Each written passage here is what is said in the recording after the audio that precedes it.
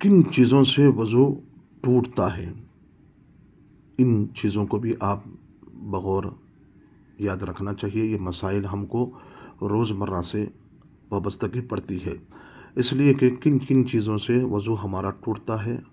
پچھلی نشست میں آپ نے وضو کا طریقہ اور اس کے فرائض کو سنتیں سنی ہیں، اور اس کے بعد ہم نے مکروہات وضو کو بھی ہم نے رکھا ہے۔ مکروہات کون کون چیزیں ہیں مکروہات وضو میں، تو اس کو بھی ہم نے بیان کیا ہے۔ اب کن چیزوں سے وضو ٹوٹتا ہے تو آپ اس کو بھی بغور سنیں۔ پاخانہ یا پیشاب کرنا، یہ باتھ روم جا کے آنے کے بعد آپ پاخانہ ہو یا پیشاب ہو، اسے کرنے سے آپ کا وضو ٹوٹ جاتا ہے۔ پاخانہ یا پیشاب کے راستے سے کسی اور چیز کا نکلنا، اس سے بھی وضو ٹوٹ جاتا ہے۔ اور ہوا کا نکلنا بھی، جب ہوا نکل جاتی ہے تو اس سے بھی آپ کا وضو ٹوٹ جاتا ہے۔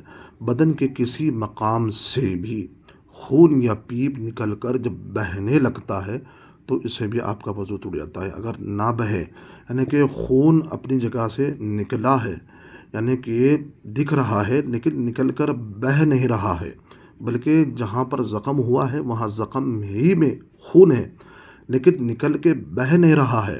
اگر بہے گا، یا خون ہو یا پیپ ہو نکل کر بہہ رہا ہے تو اس سے وضو ٹوٹ جاتا ہے۔ اگر نہیں بہا تو اس سے وضو آپ کا نہیں ٹوٹتا ہے۔ تو اس وجہ سے کیا ہے کہ جب خون اور پیپ نکل کر جب بہنے لگتا ہے تو وضو ٹوٹ جاتا ہے۔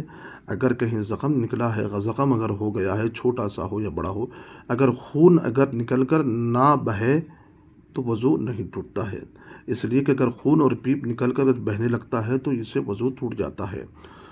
تو جس کا وضو اور غسل میں دھونا فرض ہوتا ہے، پانی یا سفرہ منہ بھر کھائے آنا، یعنی کہ جب آپ نے کھانا کھایا تھا تو کھانا کھانے کے بعد جب آپ کو خائے آ گئی تو منہ میں اچھی طرح سے خائے کا تمام چیزیں جو گندہ ہیں اندر پیٹ کے تو منہ میں آ کر بھر گئی، جس سے وضو ٹوٹ جاتا ہے۔ حلق کے نیچے اگر آئی ہے، منہ میں نہیں آئی تو وہ اس سے وضو نہیں ٹوٹتا ہے، لیکن اگر منہ میں اگر آ گئی ہے تو اس سے آپ وضو ٹوٹ جاتا ہے۔ اس کو اچھی طرح سے ذہن میں رکھنا چاہیے۔ منہ میں آنے سے خائے کا منہ میں آنے سے اس سے وضو ٹوٹ جاتا ہے۔ اس طرح سے سو جانا کہ جسم کے جوڑ جو ہوتے ہیں وہ ڈھیلے ہو جاتے ہیں۔ جب اکثر سوتے وقت میں آدمی کے جو اعضاء ہیں وہ ڈھیلے پڑ جاتے ہیں، جسے سو جاتا ہے تو اس سے ڈھیلے جسم کے اعضاء جوڑ ڈھیلے پڑ جانے سے وضو اس کا ٹوٹ جاتا ہے۔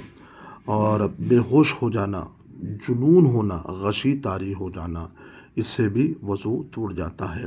کسی چیز کا اتنا نشہ ہونا کہ چلنے میں پاؤں لڑکھڑاتے ہیں، تو اکثر ہوتا ہے کہ انسان جب زیادہ تر کھا لیتا ہے، پی لیتا ہے، جس سے اس کو نشہ بھی آتا ہے اور اس کے پاؤں لڑکھڑاتے ہیں، وہ چلنے کے لیے بڑی مشکل سے لڑکھڑاتے ہوئے چلتا ہے، تو اتنا نشہ آ جاتا ہے۔ تو یاد رکھیے کہ اتنا نشہ ہونا کہ چلنے میں پاؤں لڑکھڑائے، تو اس سے بھی آپ کا وضو ٹوٹنے کا اندیشہ ہے۔ اور رکوع اور سجدہ والی نماز میں اتنی زور سے ہنسنا، یاد رکھیے اتنا نماز میں، رکوع اور سجود والی نماز میں جب آپ نماز پڑھ رہے ہیں تو نماز میں زور سے ہنسنے سے بھی آپ کا وضو ٹوٹ جاتا ہے۔ اور آس پاس والے بھی سنیں آپ کی ہنسی کو۔ اور دکھتی آنکھ سے آنسو بہنا، جب آپ کی آنکھ دکھ رہی ہے تو دکھتی ہوئی آنکھ سے جب آنسو نکلتے ہیں تو اس سے وضو ٹوٹ جاتا ہے۔ تو یاد رکھیں، ان تمام مسائل کو اچھی طرح سے آپ یاد رکھیں کہ کوئی زخم ہو، کوئی درد کی وجہ سے آپ کی آنکھوں سے آنسو جب نکلتے ہیں تو اس کے آنسو نکلنے سے بھی وضو ٹوٹ جاتا ہے۔ ان تمام مسائل کو آپ سنیے، بغور سنیے، انشاءاللہ العزیز اللہ آپ کو اور ہم کو اس مسائل پر عمل کرنے کی توفیق بھی عطا فرمائے۔ کہیں پر بھی کسی جگہ پر بھی بولنے میں اگر لغزش اگر ہوئی، پروردگار اپنے فضل و کرم سے اسے معاف فرمائے۔